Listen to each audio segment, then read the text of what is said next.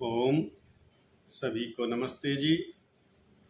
मैं आर्य Krishna Shastri Arya Samaj Niwari YouTube channel पर आप सभी का हार्दिक स्वागत करता हूं। आप सभी के मध्य पुनः एक रोचक प्रश्न, मुक्ति के क्या क्या साधन हैं, इसके छठे भाग को लेकर उपस्थित हूं। वीडियो प्रारंभ करने के पूर्व आप सभी इस चैनल को सब्सक्राइब कर लीजिए, बेल आइकन दबा लीजिए, वीडियो को लाइक और शेयर भी करते रहिए ताकि सभी को इस सत्य सिद्धांत का लाभ मिल सके।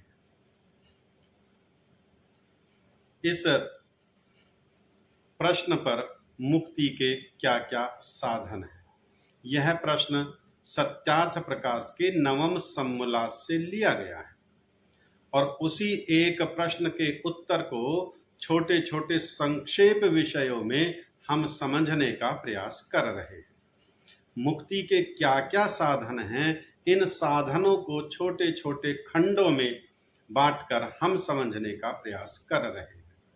आज का जो प्रकरण है वो षटक संपत्ति, ये मुक्ति के लिए अनिवार्य है। 6 प्रकार की संपत्ति, तो षटक अर्थात 6, ये 6 प्रकार की संपत्ति कौन सी है, कौन से ये 6 प्रकार के साधन हैं जिनसे मुक्ति प्राप्त की जा सकती है, जिनसे मुक्ति प्राप्ति में सहायता मिलती है। तो देखेंगे सत्यार्थ प्रकाश के नवम सम्मोल्लास में ही मुक्ति के क्या क्या साधन हैं, इसी के उत्तर में आगे। तत्पश्चात तीसरा साधन षटक संपत्ति, अर्थात 6 प्रकार के कर्म करना। षटक संपत्ति का अर्थ महर्षि स्वामी दयानंद सरस्वती जी लिख रहे हैं कि 6 प्रकार के कर्म करने हैं। कौन कौन से कर्म करने हैं उनको समझते हैं यहाँ। पहला श्रम, जिससे अपने आत्मा और अंतःकरण को अधर्माचरण से हटाकर धर्माचरण में प्रवृत्त रखना, ये पहला कर्म है जिसको कहा श्रम, अर्थात अपने आत्मा को और अंतःकरण को। ये अंतःकरण क्या है इसे भी समझेंगे। अंतःकरण कहते हैं मन, बुद्धि, चित्त, अहंकार, इनका नाम अंतःकरण है। इन्हीं को अंतःकरण चतुष्टय भी कई स्थानों पर कहा जाता है।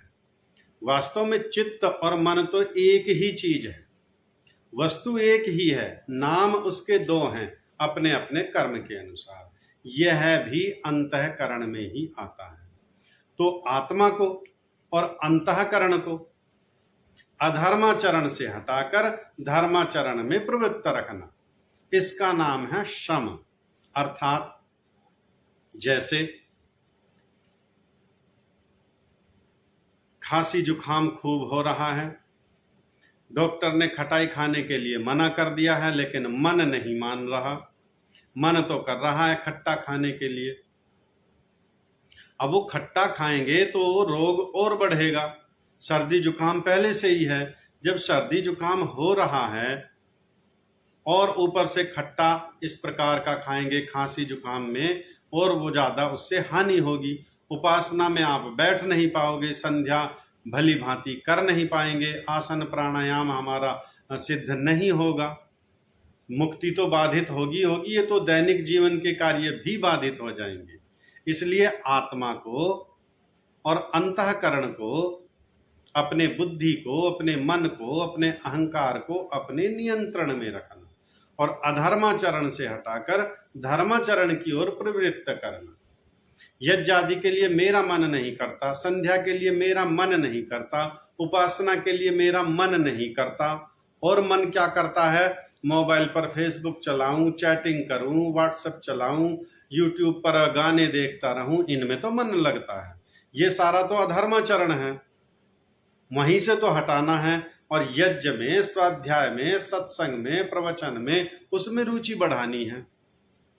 इसका नाम है श्रम, अर्थात अपने आत्मा को और अपने अंतःकरण को धर्म मार्ग में प्रवृत्त रखना, इसका नाम शम। दूसरा दम, जिससे श्रोत्रादि इंद्रियों और शरीर को व्यभिचार आदि बुरे कर्मों से हटाकर जितेंद्रियत्वादि शुभ कर्मों में प्रवृत्त रखना। जितनी भी इंद्रियां हैं इनका विषय सारा बहिर्मुखी है इंद्रियों के, तो ये इंद्रियां विषयों की ओर दौड़ती ही है। उन विषयों की ओर दौड़ती हुई इंद्रियों को नियंत्रण में रखना, लगाम लगाना। भद्रम कर्णे भी शृणुयाम देवाः, भद्र भद्र सुनो, भद्र भद्र देखो, भद्र भद्र खाओ भी पियो भी। जो जो अच्छा है, शरीर को पुष्ट रखने वाला है, सात्विक गुण की भी वृद्धि करने वाला है, बुद्धिवर्धक पदार्थ हैं, ऐसे पदार्थों का सेवन भी करें। तो इंद्रियों को भी अपने नियंत्रण में रखना और उन इंद्रियों से ऐसा कोई कार्य ना करना जिससे हम मुक्ति से विमुख हों, जिनसे हम अधर्माचरण की ओर बढ़ें। व्यभिचार आदि व्यवहार इन इंद्रियों से ना करना, इसका नाम दम है। तीसरा उपरति, जिससे दुष्ट कर्म करने वाले पुरुषों से सदा दूर रहना, इसका नाम उपरति है। एक हमारा परिचित है, मित्र है, वो जुआ खेलता है, शराब पीता है, मांस खाता है, व्यभिचार करता है और हमारा उस व्यक्ति के पास में प्रतिदिन का आना जाना है, उठना बैठना है, वह घनिष्ठ मित्र है। तो क्या होगा, उस मित्र के उन दुर्गुणों का कहीं ना कहीं प्रभाव हमारे ऊपर आएगा। इसलिए जो दुष्ट कर्म करने वाले व्यक्ति हैं, चोरी करने वाले हैं, झूठ बोलने वाले हैं, व्यभिचार करने वाले हैं, मांस खाने वाले हैं, शराब पीने वाले हैं, वेद आदि सत्य शास्त्रों का विरोध करने वाले हैं, विद्या प्रचार का विरोध करने वाले हैं, ऐसे व्यक्तियों से दूरी बनाए रखना। उनसे ईर्ष्या घृणा नहीं करनी हमें किसी प्रकार की, लेकिन हाँ उनसे दूरी अवश्य बनाएंगे, फिर उनके पास नहीं जाएंगे, हम उनसे घनिष्ठता नहीं रखेंगे। घनिष्ठता रखेंगे कहीं ना कहीं वो हमें प्रभावित करेंगे, हमारी उपासना को। इसका नाम उपरति है। चौथा तितिक्षा, चाहे निंदा स्तुति हानि लाभ कितना ही क्यों ना हो, परंतु हर्ष शोक को छोड़ मुक्ति साधनों में सदा लगे रहना, इसका नाम है तितिक्षा। अर्थात सीधा सीधा आप कह सकते हैं तप, एक प्रकार से तप भी कह सकते हैं कि हानि लाभ कितनी हो, यश अपयश कितना ही हो, निंदा स्तुति कितनी ही हो, लेकिन सदा हम जो हमारे मुक्ति दिलाने वाले कर्म हैं उन कार्यों को कभी ना छोड़े। संध्या उपासना कभी ना छोड़े, यज्ञ आदि करने कभी ना छोड़े, वेद आदि सत्य शास्त्रों का स्वाध्याय कभी ना छोड़े, निरंतर उनका स्वाध्याय हम करते ही रहें, इसका नाम तितिक्षा है।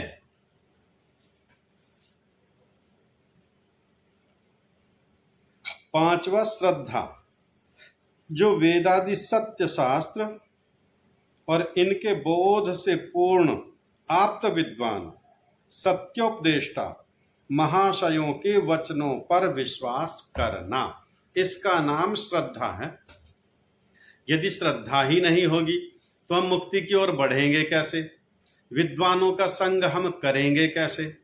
तो जो हमारे वेदादि सत्य शास्त्र हैं उनके प्रति पूर्ण श्रद्धा हो, और जो उन शास्त्रों के विद्वान हैं, आचार्य हैं, सन्यासी हैं, वानप्रस्थी हैं और गृहस्थी भी हैं, ब्रह्मचारी भी हैं, जो जो सत्य शास्त्रों के जाता हैं, जो जो सत्य शास्त्रों के विद्वान हैं, उनके कहे शब्दों पर भी हम विश्वास करें, श्रद्धा रखें। हाँ, ऐसा भी नहीं है कि आंख मत बंद करके श्रद्धा नहीं कर लेनी कि तो वेद आदि सत्य शास्त्रों के जाता है तो जो कुछ भी कहेंगे वो सब सत्य ही है। श्रद्धा तो रखनी है, लेकिन उसका वेदादि सत्य शास्त्रों से प्रमाण भी ले लेना है। हाँ, ये प्रमाणिक है।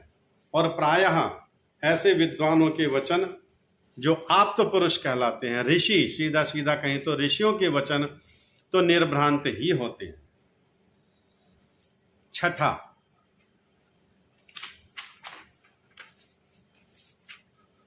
समाधान। चित्त की एकाग्रता से 6 मिलकर एक साधन कहता है।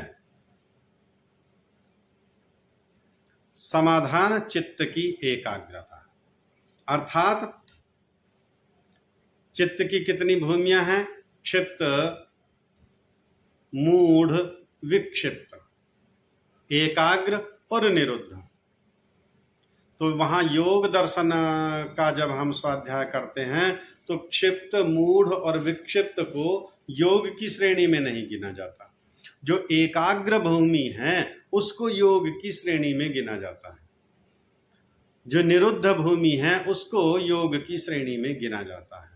तो जो चित्त की एकाग्र अवस्था है यही चित्त का समाधान है, अर्थात चित्त का शुद्ध हो जाना, निर्मल हो जाना, पवित्र हो जाना।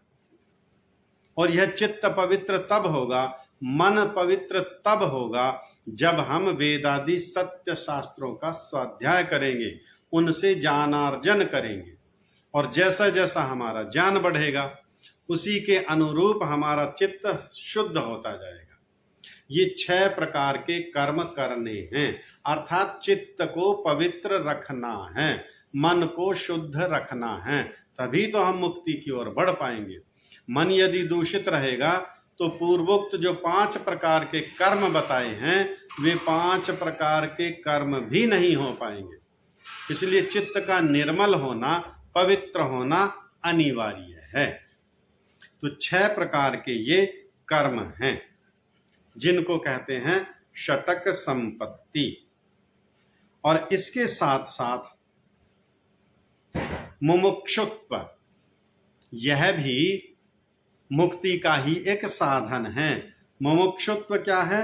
अर्थात जैसे क्षुधा, तृषातुर को सिवाय अन्न जल के दूसरा कुछ भी अच्छा नहीं लगता, वैसे बिना मुक्ति के साधन और मुक्ति के दूसरों में प्रीति ना होना, इसका नाम है मुमुक्षुत्व, या कहते हैं मुमुक्षुत्व की भावना।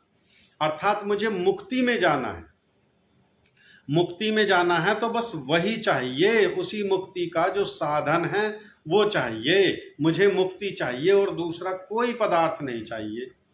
एक छोटा सा बच्चा होता है ना, एक खिलौने के लिए वो रो रहा है, विशेष खिलौने के लिए। अब आप उसको किसी भी प्रकार बहका लीजिए, लो आप बिस्किट ले लो, मिठाई ले लो, नमकीन ले लो, पैसे ले लो, ये ले लो, वो ले लो, ना जी ना, ना जी ना, वही चाहिए, वही चाहिए, वही चाहिए, जिद हो गई, बाल हट हो गई। तो ऐसी तीव्र इच्छा हमारे अंदर होनी चाहिए। जैसे महर्षि स्वामी दयानंद सरस्वती जी लिख रहे हैं, जैसे अन्न और तृषातुर, क्षुधा और तृषातुर, भूख लगी है बहुत तेज, प्राण निकला जा रहा है, और एक व्यक्ति आपसे कहता है, लो जी ये बहुत सुंदर है, मैं आपके लिए पुस्तक लाया हूं, आप बैठ करके पढ़ो इसको। धन्यवाद आपका, रख दीजिए, मैं बाद में पढ़ूंगा, मैं पहले भोजन करूंगा, मेरा प्राण निकला जा रहा है भोजन के बिना। तो अब जो भूख लगी है बहुत तेज, अब क्या चाहिए? कुछ नहीं चाहिए, भोजन चाहिए। संसार का कोई धन, कोई संपत्ति, कुछ नहीं, अब तो केवल भोजन चाहिए। प्यास लगी है बहुत तेज, जी निकला जा रहा है, प्राण निकला जा रहा है, और कोई कहता लो जी मैं बड़ा स्वादिष्ट लड्डू लाया हूं आपके लिए, आप खाइए। नहीं, लड्डू अलग रखो, पहले मैं पानी पीऊंगा, पहले जल दो मुझे। लो जी मैं हलवा पूड़ी बहुत बढ़िया स्वादिष्ट भोजन लाया हूं आपके लिए, रख दीजिए भोजन, पहले पानी दो मुझे, पहले पानी पीऊंगा। अर्थात लक्ष्य हमारा वही होना चाहिए। दैनिक जीवन में भी अपने कर्म करते हुए, कार्य करते हुए हमारा लक्ष्य मुक्ति और मुक्ति के साधनों पर ही होना चाहिए। इसके अतिरिक्त अन्य संसार के किसी पदार्थ में कोई रुचि, कोई प्रेम ना हो, तभी हम मुक्ति की ओर बढ़ सकते हैं। तो ये हैं मुक्ति के साधन। अभी और इसमें आगे बचता है अनुबंध चतुष्टय, श्रवण चतुष्टय। इसके विषय में अगली वीडियो पर चर्चा करेंगे। आप सभी का बहुत बहुत धन्यवाद। सभी को नमस्ते जी।